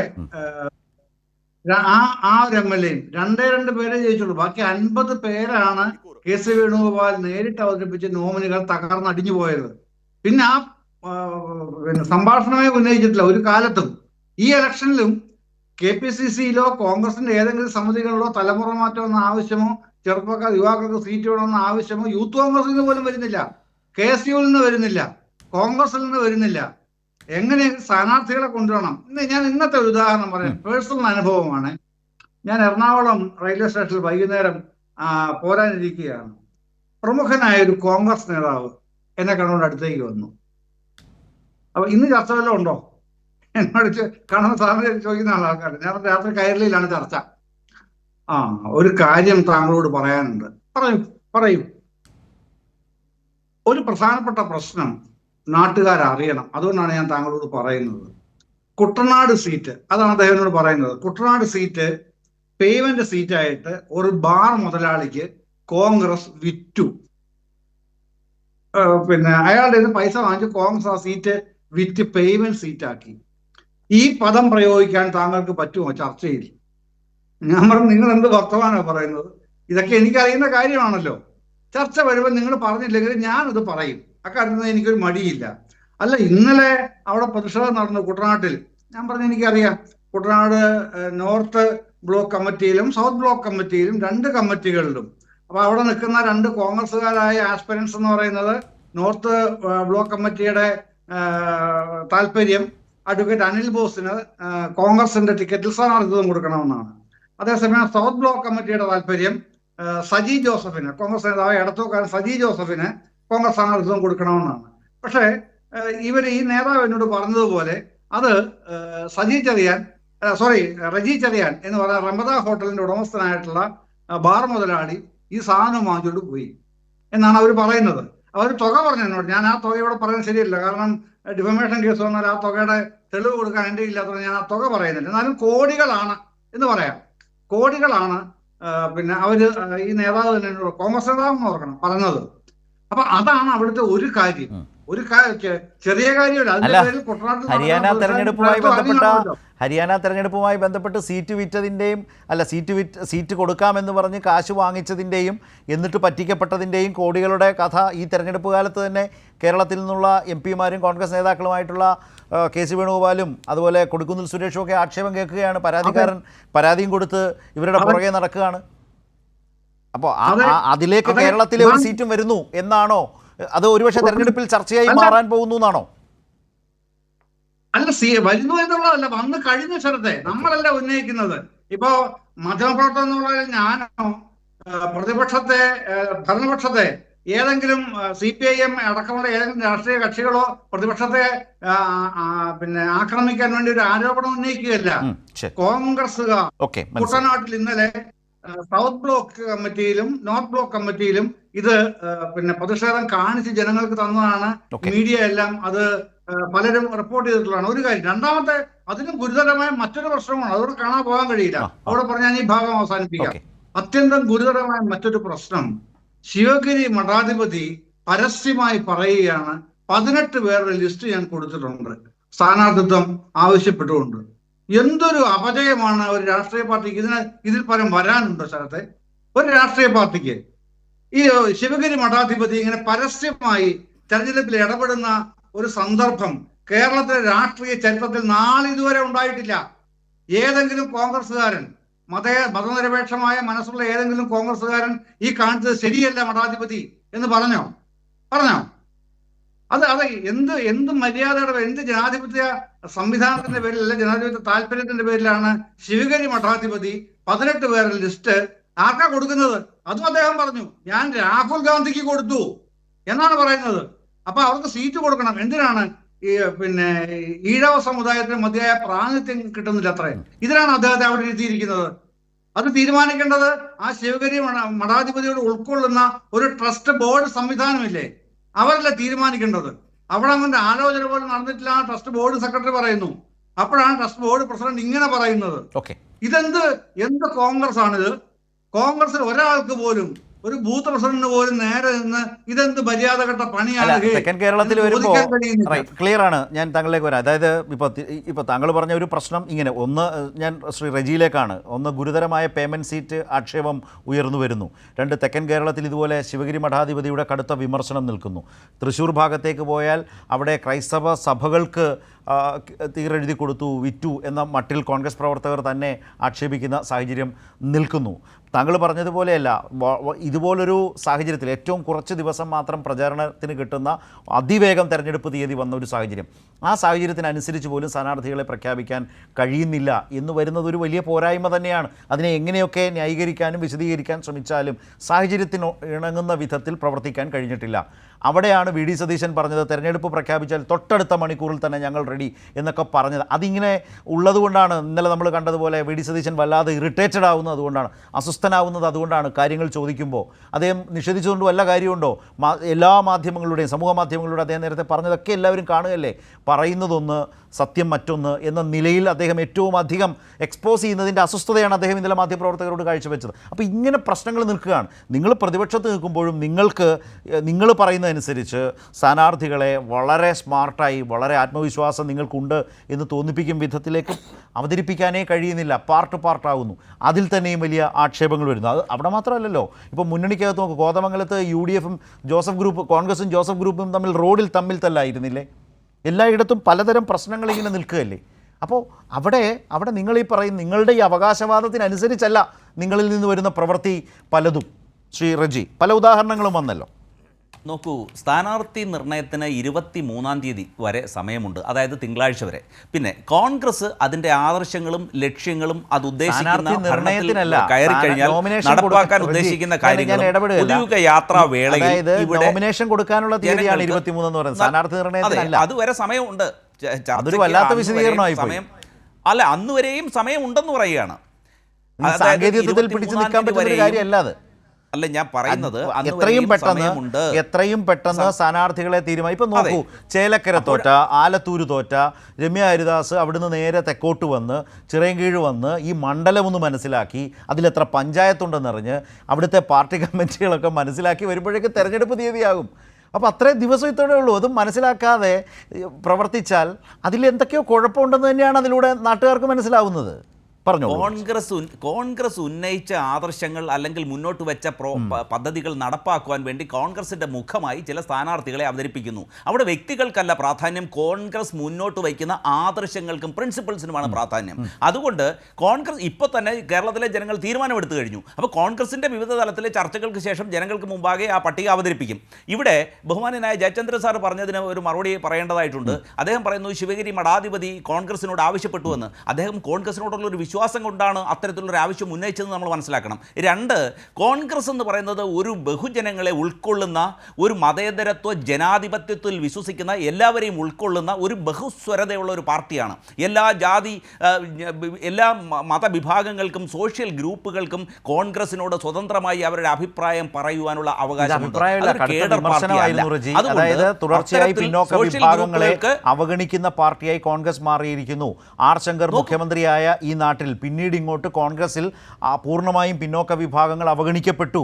ഇത് പറഞ്ഞുകൊണ്ടാണ് രാഹുൽ ഗാന്ധിക്ക് ഈ സ്ഥാനാർത്ഥികളുടെ അവരുടെ ശുപാർശ കൊടുത്ത ശേഷം അതൊന്നും പരിഗണിക്കുന്നില്ല എന്ന് കണ്ടപ്പോൾ മഠാധിപതി പറഞ്ഞത് അങ്ങനെ. അത് വിശദീകരണമൊന്നുമല്ല, വിമർശനമായിരുന്നു കോൺഗ്രസിന് നേരെ ഉണ്ടായിരുന്ന. നോക്കൂ, കോൺഗ്രസിൻ്റെ നേതൃനിരയിൽ എല്ലാ വിഭാഗങ്ങൾക്കും പ്രാധാന്യമുണ്ട്. ബഹുമാന്യനായ അടൂർ പ്രകാശ്, അദ്ദേഹം UDFിൻ്റെ കൺവീനറാണ്. ഞാൻ ഇനി അത് സംബന്ധിച്ചുള്ള ചർച്ചകൾ കോൺഗ്രസിൻ്റെ പൂർണ്ണ പട്ടിക വന്നതിന് ശേഷം ഡിസ്കസ് ചെയ്യുന്നതായിരിക്കും നല്ലത്. നമ്മുടെ ബഹുമാന്യനായ അഡ്വക്കേറ്റ് N. ലാൽകുമാർ, അദ്ദേഹം വളരെ വിദഗ്ധമായി ഇടതുപക്ഷത്തിൻ്റെ ഭാഗത്ത് നിന്നുകൊണ്ട് അദ്ദേഹം വലിയ വാദങ്ങൾ നിരത്തുകയുണ്ടായി. എനിക്ക് ഇപ്പോഴും അദ്ദേഹത്തിനോട് അതിശയം തോന്നുന്നത്, അദ്ദേഹം ഉന്നയിച്ച ഒരു പദപ്രയോഗമാണ് എന്നെ വല്ലാതെ ആശ്ചര്യപ്പെടുത്തുന്നത്. അതായത് കോൺഗ്രസ് പരാജയപ്പെടും എന്നാണ്. അദ്ദേഹം ഒരു വല്ലാത്തൊരു ആത്മവിശ്വാസമാണ് പുലർത്തുന്നത്. കാരണം 10 വർഷത്തെ ജനവിരുദ്ധ ഭരണം കൊണ്ട് കേരളത്തിലെ ജനങ്ങൾ പൊറുതി മുട്ടി നിൽക്കുന്ന ഈ ഒരു തെരഞ്ഞെടുപ്പിനെ അഭിമുഖീകരിക്കാൻ നിൽക്കുന്ന ഈ ഘട്ടത്തിൽ പോലും അങ്ങേയറ്റത്തെ ആത്മവിശ്വാസം പുലർത്തുന്ന അദ്ദേഹത്തിൻ്റെ ആ ഒരു രാഷ്ട്രീയ ചിന്താധാരയുടെ ആ കേന്ദ്രീകരണത്തെ എനിക്ക് വല്ലാത്ത അതിശയം തോന്നുന്നു. അതായത് സ്ഥാനാർത്ഥി നിർണയത്തിലെ ഈ വൈകൽ കൊണ്ടുണ്ടാകുന്നതിൻ്റെ ലക്ഷണം തമ്മിലടി, കാലുവാരൽ, അധികാര ദുർമോഹം. അതുകൊണ്ടാണ് ഇപ്പോൾ കെ സുധാകരനിലേക്ക് ഫോക്കസ് ചെയ്യുമ്പോൾ മാധ്യമങ്ങൾക്ക് പോലും പിഴയ്ക്കുന്നു. അതിൽ യഥാർത്ഥ പോയിൻ്റ്, ഏറ്റവും പ്രധാനപ്പെട്ട ശ്രദ്ധിക്കേണ്ടയാൾ അടൂർ പ്രകാശാണ്. അടൂർ പ്രകാശ് മത്സരിക്കാൻ ഒരു വിട്ടുവീഴ്ചയ്ക്കും തയ്യാറാകാതെ, പരസ്യമായി കെ സുധാകരനെ പോലുള്ള പെരുമാറ്റവും പ്രകൃതവും ഒന്നും ഇല്ലാന്നേ ഉള്ളൂ, പക്ഷേ വളരെ കാൽക്കുലേറ്റഡായി അടൂർ പ്രകാശും മൂവ് ചെയ്യുന്നു. അതിനെ തടയാനോ ഇല്ലാതെ പരാജയപ്പെടുത്താനോ മറ്റ് നേതാക്കൾക്ക് കഴിയുമോ? ഇങ്ങനെയൊക്കെയുള്ള കാര്യങ്ങൾ ആണ് അവിടെ സംസാരിച്ചത്. അതെ, അതിലാണ് കോൺഗ്രസ് പരാജയപ്പെടും, അദ്ദേഹം കോൺഗ്രസ് വലിയ പരാജയത്തെ അഭിമുഖീകരിക്കേണ്ടി വരുമെന്ന് സൂചിപ്പിച്ചതുകൊണ്ടാണ് ഞാൻ അത്രയും പറഞ്ഞത്. കോൺഗ്രസിനെ സംബന്ധിച്ച് അതിൻ്റെ നേതൃനിര കൂട്ടായിട്ടാണ് തീരുമാനമെടുക്കുന്നത്, ഏതെങ്കിലും ഒരു വ്യക്തിയല്ല. ഇപ്പോൾ ഇടതുപക്ഷത്തെ പോലും അല്ല CPM-ലെ പോലെ ഒരു ഏക, അതായത് ഭരണവും പാർട്ടിയും ഒരാളിൽ കേന്ദ്രീകരിക്കുന്ന പോലെയുള്ള ഒരു കേന്ദ്രീകരണ രീതിയിലല്ല കോൺഗ്രസിന്റെ സ്ഥാനാർത്ഥി. കെ സുധാകരന് പരസ്യമായി വിലപിക്കേണ്ടി വരുന്നത് എന്തുകൊണ്ടാണ്? നോക്കൂ, അത് അത്തരത്തിൽ അഭിപ്രായ ഭിന്നതകൾ എന്തെങ്കിലും ഉണ്ടെങ്കിൽ അത് പരിഹരിക്കാനുള്ള പ്രാപ്തിയും കഴിവും ഈ കോൺഗ്രസ് പ്രസ്ഥാനത്തിന് ഉണ്ടെന്ന് അങ്ങ് മനസ്സിലാക്കണം. 2016-ലും എന്ന് പറഞ്ഞതിന് വിരുദ്ധമായ കാര്യമല്ലേ? അഭിപ്രായ ഭിന്നതകൾ ഈ സ്ഥാനാർത്ഥി നിർണയ ഘട്ടത്തിൽ ജനങ്ങൾക്ക് മുമ്പിൽ വ്യക്തമാകും വിധത്തിൽ ഉണ്ടെന്നല്ലേ അതിനർത്ഥം? നോക്കൂ, കോൺഗ്രസിനെ സംബന്ധിച്ച് അഭിപ്രായങ്ങൾ പല തരത്തിലുള്ള അഭിപ്രായങ്ങൾ ഉണ്ടാകും. പക്ഷേ അതിൻ്റെ ഹൈക്കമാൻഡ് അത് ഏകസ്വരത്തിൽ ആത്യന്തികമായി അന്തിമഘട്ടത്തിലെത്തുമ്പോൾ അതിനെ സ്വാംശീകരിച്ചുകൊണ്ട് ഒറ്റ അഭിപ്രായത്തിലേക്ക് വരും. ഒരിക്കൽ പട്ടിക പ്രസിദ്ധീകരിച്ചു കഴിഞ്ഞാൽ അങ്ങനെ എത്തിച്ചേരാൻ കഴിഞ്ഞിട്ടില്ലല്ലോ റജി.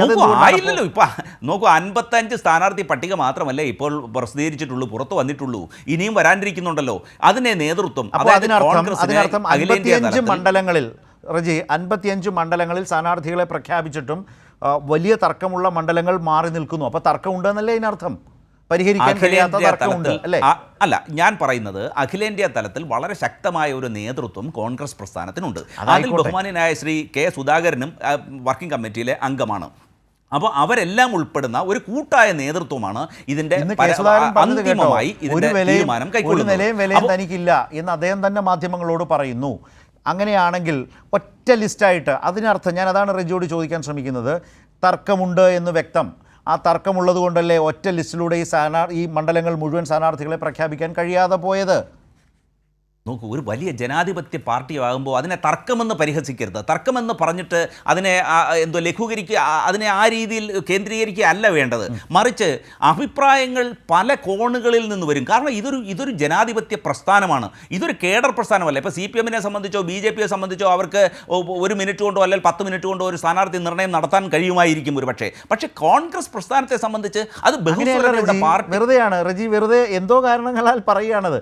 അത് ഈ തെരഞ്ഞെടുപ്പ് വരാൻ പോകുന്നത് മനസ്സിലാക്കി അതിന് മുൻപ് തന്നെ അതിന് തീയതികൾ നിശ്ചയിച്ച് അതിനനുസരിച്ച് ചർച്ചകൾ ഒന്നൊന്നായി മുന്നോട്ട് കൊണ്ടുപോയി ഉദാഹരണത്തിന് CPM ആണെങ്കിൽ CPM-ൻ്റെ സംസ്ഥാന സമിതി, സംസ്ഥാന സെക്രട്ടേറിയറ്റ് പല ഘട്ടങ്ങളിലായി ചേർന്ന് അതുപോലെ അതിൻ്റെ കേന്ദ്ര കമ്മിറ്റിയിലേക്കും പൊളിറ്റ് ബ്യൂറോയിലേക്കും ഒക്കെ പോയി ഇതേ ഘട്ടത്തിൽ 14 ജില്ലാ കമ്മിറ്റികളും ചേർന്ന് അവിടെ നിന്നുള്ള അവരുടെ അഭിപ്രായങ്ങൾ സംസ്ഥാന നേതൃത്വത്തിലേക്ക് വന്ന് ഇങ്ങനെയൊക്കെ ചെയ്തിട്ടാണ്.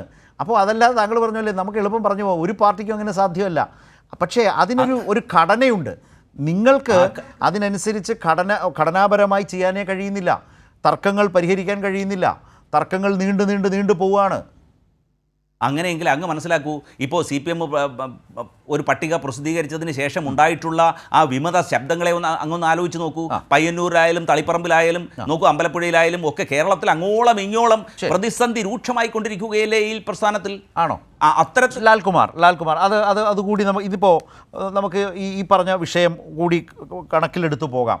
ഇപ്പോൾ കോൺഗ്രസിനകത്തെ ഈ പ്രശ്നങ്ങൾ പറയുമ്പോൾ അത് ഇപ്പോൾ TK ഗോവിന്ദൻ്റെയോ G സുധാകരൻ്റെയോ അല്ലെങ്കിൽ മലമ്പുഴയിലെ സുരേഷിൻ്റെയോ അല്ലെങ്കിൽ പയ്യന്നൂരിലെ കുഞ്ഞുകൃഷ്ണൻ്റെയോ ഉദാഹരണം ചൂണ്ടിക്കാട്ടിക്കൊണ്ട് അതിനെ സമീകരിക്കാൻ അല്ലെങ്കിൽ CPM-ലാകെ ഇടതുമുന്നണിയിലാകെ പ്രതിസന്ധിയാണ് എന്ന നിലയിലേക്ക് അതിനെ നറേറ്റ് ചെയ്യാൻ കോൺഗ്രസ് സ്വാഭാവികമായും ശ്രമിക്കും. പക്ഷേ ആ നിലയിൽ എന്തുകൊണ്ട് കേരളം അതിനെ എടുക്കുന്നില്ല? അല്ലെങ്കിൽ ഉയരുന്ന വിഷയങ്ങൾക്ക് ജനങ്ങൾക്ക് മുമ്പിൽ CPM-ൻ്റേതായ വിശദീകരണം കൊടുത്ത് ഇടതുമുന്നണിയുടേതായ വിശദീകരണം നൽകി മുന്നോട്ട് പോകാൻ ഈ വിഷയങ്ങളിൽ കഴിഞ്ഞിട്ടുണ്ടോ?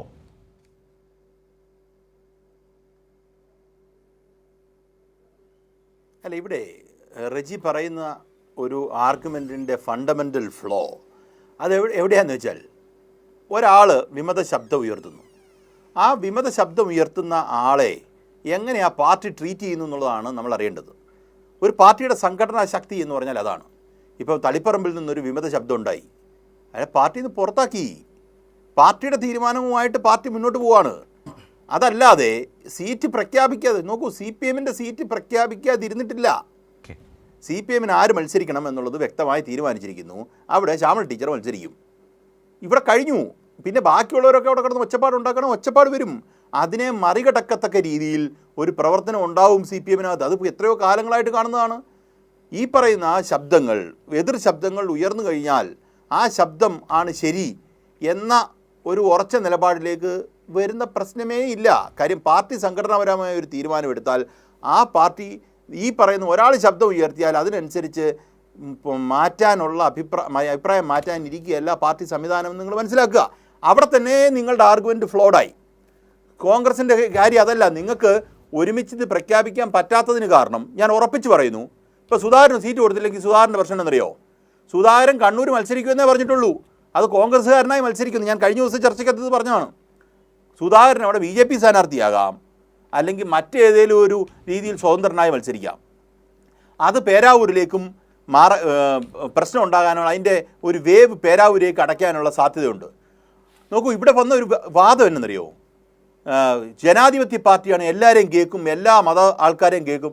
അങ്ങനെയാണെങ്കിൽ ഈ പറയുന്ന ബാക്കി 35 സീറ്റിൽ തർക്കത്തിനകത്ത് ഈ 18 ശിവഗിരി മഠത്തിൻ്റെ ആളെയും കത്തോലിക്ക സഭയുടെ ആൾക്കാരെ എല്ലാം കൂടി വിടിച്ചിട്ട് അവരങ്ങ് തീരുമാനിച്ചാൽ പോരെ? നിങ്ങളെന്തിനാണ് തീരുമാനിക്കുന്നത്? നിങ്ങൾ പിന്നെ പാർട്ടി എന്ന് പറഞ്ഞ് നടക്കുന്നത് എന്തിനാ? കത്തോലിക്ക സഭ പറഞ്ഞതനുസരിച്ച് KPCC പ്രസിഡന്റിനെ ആക്കി, അല്ലെങ്കിൽ മറ്റവരെ ആക്കുന്നതിന് ശിവഗിരി മഠത്തി എന്ന് പറയുന്നു. കോൺഗ്രസിൻ്റെ സ്ഥാനാർത്ഥി പട്ടിക കൊടുക്കാനായിട്ട് കോൺഗ്രസിൻ്റെ സ്ഥാനാർത്ഥിയാക്കണമെന്ന് പറഞ്ഞ് ശിവഗിരിയിൽ നിന്ന് എഴുതി കൊടുക്കുക. നിങ്ങൾക്ക് പോയി തൂങ്ങിച്ചത്തൂടെ? നിങ്ങൾക്ക് തൂങ്ങിച്ചത്തൂടെ? അതന്നെ അവർക്ക് CPM-നോ അല്ലെങ്കിൽ BJP-ക്കോ കൊടുക്കണമെന്ന് തോന്നാത്തേ? നോക്കൂ, നമുക്ക് ഒരു ഇപ്പം ശിവഗിരി മഠവുമായി ബന്ധപ്പെട്ട് അവിടെ ഇരിക്കുന്ന മതമേലധ്യക്ഷന്മാരോ അല്ലെങ്കിൽ മഠാധിപതികളോടോ നമുക്ക് എതിരഭിപ്രായമൊന്നുമില്ല.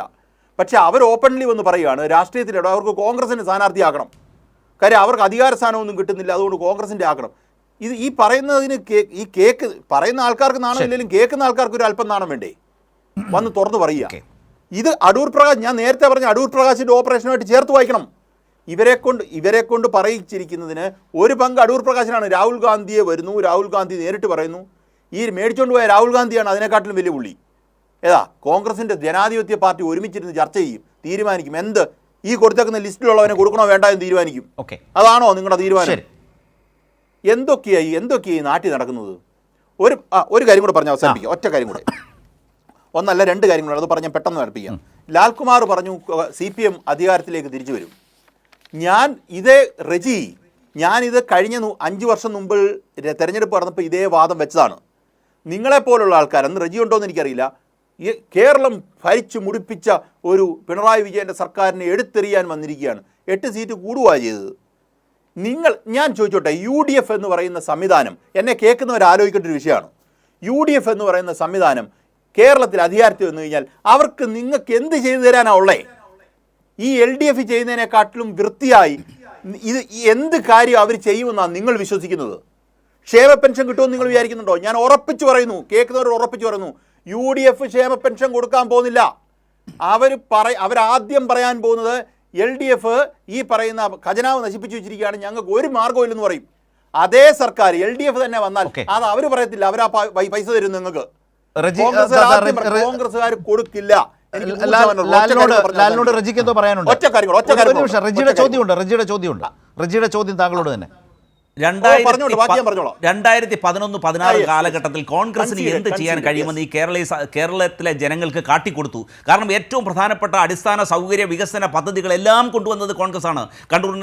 കണ്ണൂർ ഇന്റർനാഷണൽ എയർപോർട്ട്, വിഴിഞ്ഞം തുറമുഖം, കൊച്ചി മെട്രോ, സ്മാർട്ട് സിറ്റി തുടങ്ങി ഏറ്റവും പ്രധാനപ്പെട്ട അടിസ്ഥാന സൗകര്യ പദ്ധതികൾ കേരളത്തിൽ നടപ്പാക്കി കാട്ടിക്കൊടുത്തു. 18 മാസത്തെ ക്ഷേമ പെൻഷൻ കുടിശ്ശിക ഉണ്ടെന്നൊക്കെ അങ്ങ് തെറ്റിദ്ധരിപ്പിക്കാൻ വേണ്ടി പറയുകയാണ്. 3 മാസത്തെ കുടിശ്ശിക മാത്രമായിരുന്നു. അത് സംബന്ധിച്ച് കേരള നിയമസഭയിൽ അത് സംബന്ധിച്ച് ചോദ്യത്തിന് ബഹുമാനായ ഉത്തരമുണ്ടായിരുന്നു. മറുപടി വേണം, പറഞ്ഞിട്ട് നോക്കൂ. അപ്പോൾ അതുപോലെ ഒറ്റ കാര്യം ഞാൻ ചോദിക്കാമെന്ന ഒറ്റ കാര്യം അത്തരത്തിൽ അല്ല ഒറ്റ ചോദ്യം, അത്തരത്തിൽ ഒരു സിഗ്നേച്ചർ പദ്ധതി ഏതെങ്കിലും ഈ കഴിഞ്ഞ 10 വർഷത്തെ ഭരണത്തിനിടയിൽ കേരളത്തിൽ നേരത്തെയും പറഞ്ഞു, അത് ഒരുപാട് ചർച്ച ചെയ്താണ്. ഇനി ആ സിഗ്നേച്ചർ ഒന്നും തപ്പണ്ട, ആളുകൾക്ക് നല്ല ധാരണ. എന്തോ ആവട്ടെ, പിന്നെയും ചർച്ച ചെയ്യാം. ഈ കാര്യത്തിൽ മാത്രം ചെറിയ മറുപടി. സ്ഥാനാർത്ഥി കാലമാണ്. മറുപടി പറഞ്ഞേക്കാം. ഈ പറയുന്ന കൊച്ചി മെട്രോ ഉദ്ഘാടനം ചെയ്തു. കൊച്ചി മെട്രോ ഉദ്ഘാടനം ചെയ്തിട്ടില്ലെന്നാ സതീശൻ പറഞ്ഞത്, ആദ്യത്തെ കള്ളം. എന്നിട്ട് ഇപ്പോൾ LDF-കാർ പ്രചരിപ്പിക്കുന്നുണ്ട് ആ ലൈൻ എന്തായിരുന്നെന്ന്. അവിടെ വയഡക്റ്റ് പോലും വെച്ചിട്ടില്ല. ഞാൻ മെട്രോ റെയിൽ സിസ്റ്റത്തിൽ എഞ്ചിനീയറായിട്ട് വർക്ക് ചെയ്ത ആളാണ് റെജി. അവിടെ എന്തോ നടന്നിട്ടുള്ളത് നിങ്ങൾ ചുമ്മാ ദാസക്കാലത്ത് നോക്കിയാൽ മതി. കണ്ണൂർ എയർപോർട്ട് ഒരു ലാൻഡിംഗ് പാഡ് മാത്രം ഉണ്ടാക്കി, അത് കഴിഞ്ഞ് ബാക്കി ഒരു ഇൻഫ്രാസ്ട്രക്ചറും പണിയാതെ നിങ്ങൾ ഉദ്ഘാടനം ചെയ്തു. വിഴിഞ്ഞം പദ്ധതി അതുതന്നെയാണ് ചെയ്തത്. ഈ നാട്ടിലെ ആൾക്കാർ ഇതൊക്കെ കണ്ടതാ. പാലാരിവട്ടം പാലം അതിനെ കുറിച്ച് നിങ്ങൾ പണിഞ്ഞത് പൊളിഞ്ഞതും കണ്ടതാണ്. ഞാൻ പറയാൻ വന്ന വിഷയം അതിൽ അതിനെക്കുറിച്ച് വിശദീകരണം പറയുന്നത് നടന്നതാണ്. അതവിടെ നിൽക്കട്ടെ. ക്ഷേമ പെൻഷൻ ഞാൻ ക്ഷേമ പെൻഷൻ നിങ്ങൾ കൊടുത്തില്ലെന്ന് പറയുന്നില്ല, നിങ്ങൾ ക്ഷേമ പെൻഷൻ കൊടുത്തില്ലെന്ന് ഞാൻ വാദം വെക്കുന്നില്ല.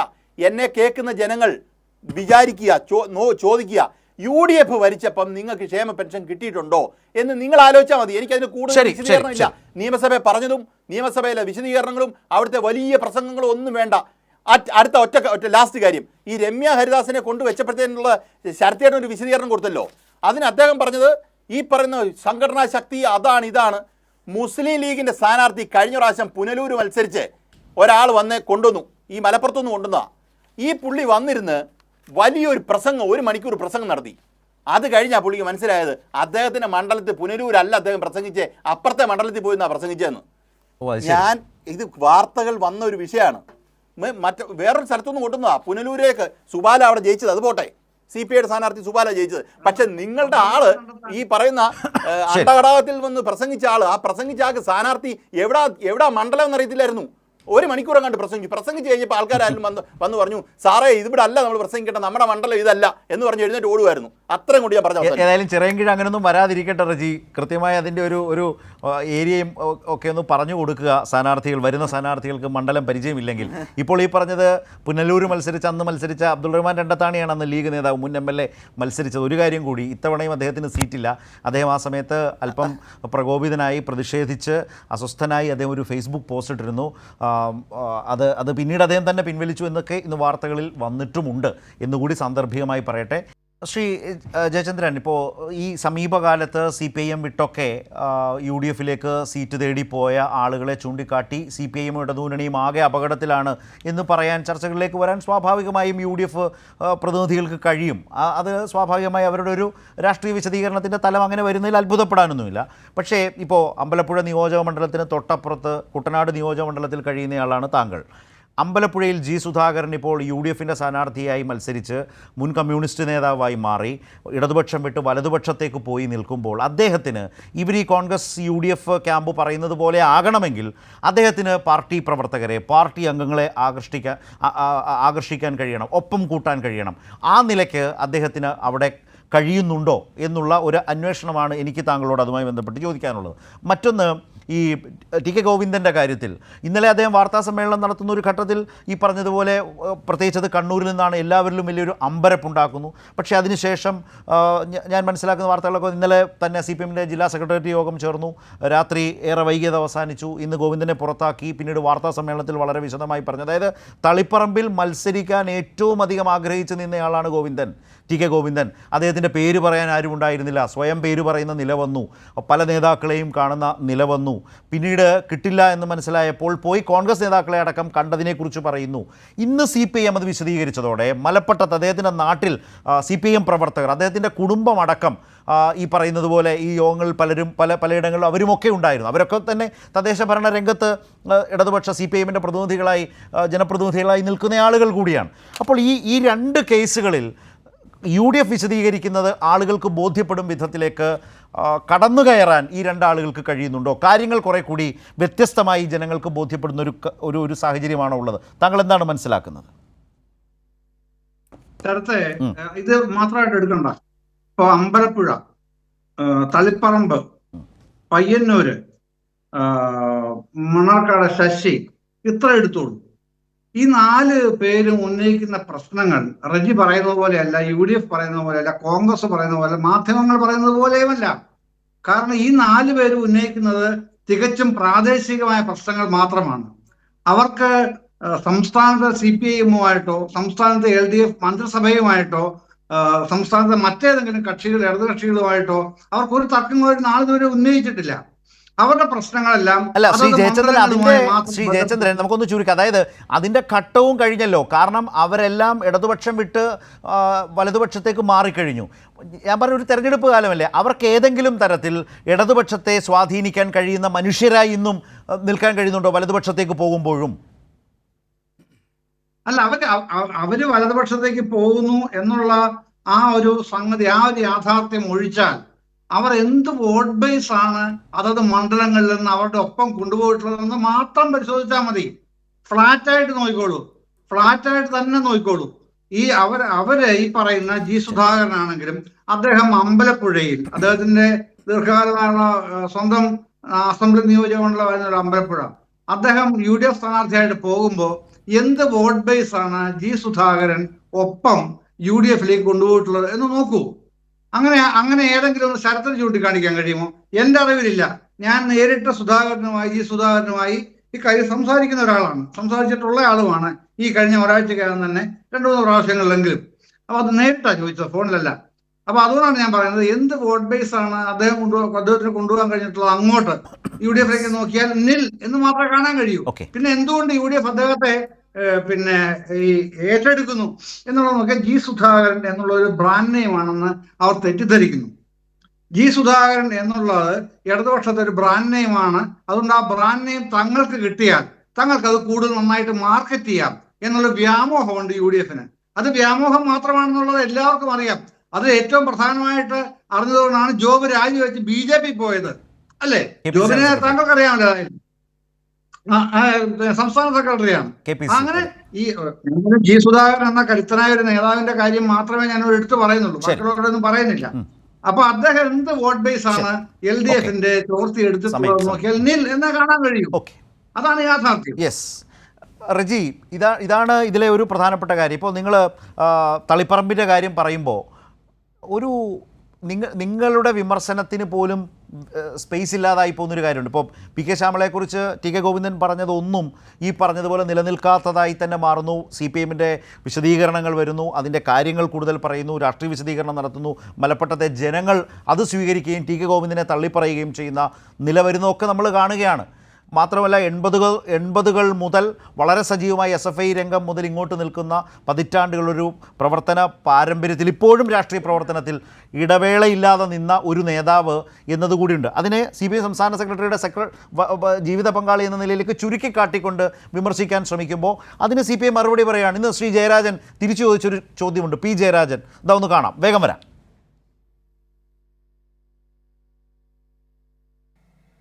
PT തോമസ് എന്ന് പറയുന്ന കോൺഗ്രസിന്റെ MLA അന്തരിച്ചു. അതിനുശേഷം ആ മണ്ഡലത്തിൽ ഉപതെരഞ്ഞെടുപ്പ് വന്നു. ആരാ സ്ഥാനാർത്ഥിയായി വന്നത്? ഉമാ തോമസ്. ഉമാ തോമസിന് PT തോമസ് കല്യാണം കഴിച്ചതിന് ശേഷവും ഉമാ തോമസ് മരിക്കുന്നത് വരെയും കോൺഗ്രസ് രാഷ്ട്രീയവുമായിട്ട് എന്ത് ബന്ധമാണുള്ളത് കോൺഗ്രസുകാരെ? ഉമാ തോമസിന് PT തോമസ് എന്ന് പറയുന്ന കോൺഗ്രസ് നേതാവ് മരിക്കുന്നത് വരെ എന്താ കോൺഗ്രസുമായിട്ടുള്ള ബന്ധം? പഴയ സ്പീക്കർ കാർത്തികേയൻ മരണപ്പെട്ടു. കാർത്തികേയന്റെ മകൻ ശബരിനാഥ് ഉപതെരഞ്ഞെടുപ്പിൽ കോൺഗ്രസിന്റെ സ്ഥാനാർത്ഥിയായി. ശബരിനാഥന് പഴയ കോൺഗ്രസിന്റെ പ്രവർത്തന പാരമ്പര്യമുണ്ടോ? ഒന്നുമില്ല. അച്ഛന്റെ പിൻഗാമിയായിട്ട് മകൻ, ഭർത്താവിന്റെ പിൻഗാമിയായിട്ട് ഭാര്യ ഉമാ തോമസ്. ഇതിനും കൂടിയൊക്കെ മറുപടി പറയേണ്ടി വരും കോൺഗ്രസ്. ബി നോക്കൂ, അതിന് പറയാം. ശ്രീ ജി സുധാകരൻ്റെ വോട്ട് ബേസ് എന്താണ് എന്ന് ചോദിക്കുകയുണ്ടായി ബഹുമാന്യനായ ജയചന്ദ്രൻ സാറ്. അതിന് ഈ തെരഞ്ഞെടുപ്പ് കഴിയുമ്പോൾ അദ്ദേഹത്തിന് വ്യക്തമായ മറുപടി കിട്ടും. വലിയ ഭൂരിപക്ഷത്തിൽ അദ്ദേഹം അവിടെ ജയിക്കും. അതിനുള്ള കാരണം ഈ പ്രമുഖരായിട്ടുള്ള CPM-ൻ്റെ വർഷങ്ങളായി 6 പതിറ്റാണ്ടോളം CPM-ൽ പ്രവർത്തിച്ച അവരുടെ ജീവിതം നൽകി കെട്ടിപ്പടുത്ത ഈ പ്രസ്ഥാനത്തിൽ നിന്ന് അവരകന്നു പോകുന്നതിന് പറയുന്ന കാരണങ്ങൾ ഈ പാർട്ടിയെ സ്നേഹിക്കുന്നവരും ഭരണത്തെ സ്നേഹിക്കുന്നവരുമായ 2 വിഭാഗക്കാർ ഇന്ന് അധികാര കസേര എന്നുള്ള വലിയ പാർലമെന്ററി വ്യാമോഹം അഥവാ ആർത്തി എന്നുള്ളത് ഇവരിലൂടെയൊക്കെ തന്നെ അവരുടെ തന്നെ വർത്തമാനത്തിലൂടെ ബോധ്യപ്പെട്ട കാലം നിൽക്കുന്നത്. റജി, അവിടെയാണ് ശ്രീ ജയരാജന്റെ ചോദ്യം പ്രസക്തമാണ്. നിങ്ങൾ എന്ത് മറുപടി പറയും? ഉമാ തോമസിന് PT തോമസ് ജീവിച്ചിരുന്നപ്പോൾ എന്ത് രാഷ്ട്രീയ പശ്ചാത്തലം ഉണ്ടായിരുന്നത്? ശബരിനാഥൻ അരുവിക്കരെ പോയി മത്സരിക്കുമ്പോൾ ഏത് രാഷ്ട്രീയ നേതാവായിരുന്നു ശബരിനാഥൻ?